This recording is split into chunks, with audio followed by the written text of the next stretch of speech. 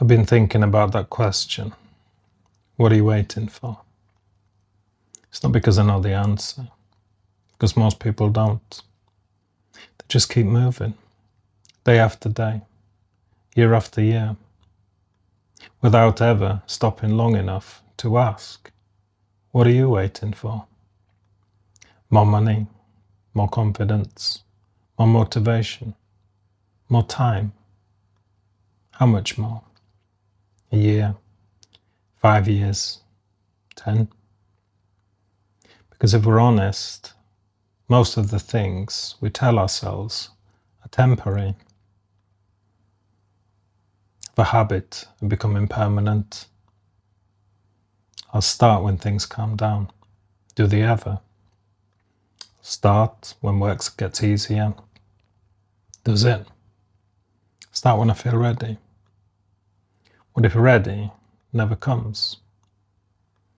What if ready is something people invent so they don't have to begin?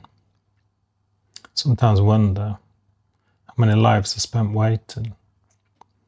Waiting to get healthy. Waiting to be happy. Waiting to feel confident. Waiting to finally become the person they spent years imagining. While they're waiting, life keeps moving.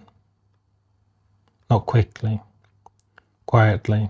Season here, birthday there, another Christmas, another New Year, another promise, another year gone. Maybe that's why this question matters. Because waiting feels safe. Starting doesn't. Waiting protects us from failure. Starting risks it. Waiting protects us from embarrassment. Starting risks it. Waiting allows us to imagine a better future. Starting forces us to face reality. Reality can be uncomfortable because reality doesn't care about intentions, it cares about actions. The body doesn't respond to what you plan to do. It responds to what you actually do.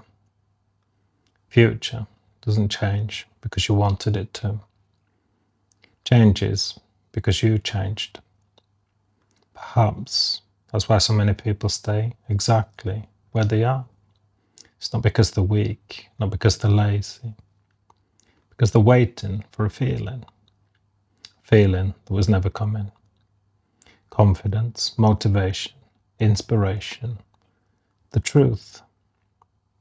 Most people don't find those things before they start.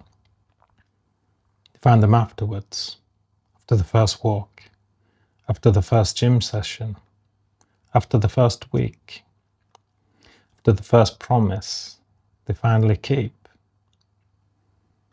That's when confidence arrives, not before, but after. So maybe the real question isn't, what are you waiting for? Maybe the real question is, how much longer are you willing to wait? Another year, another 5, maybe 10. Because one day, the future you've been thinking about becomes the present you're living in. When that day arrives, what do you want to see? Same excuses, same frustrations, the same promises, or somebody who finally stopped waiting and started becoming. Because sooner or later, every person reaches a moment where they must choose.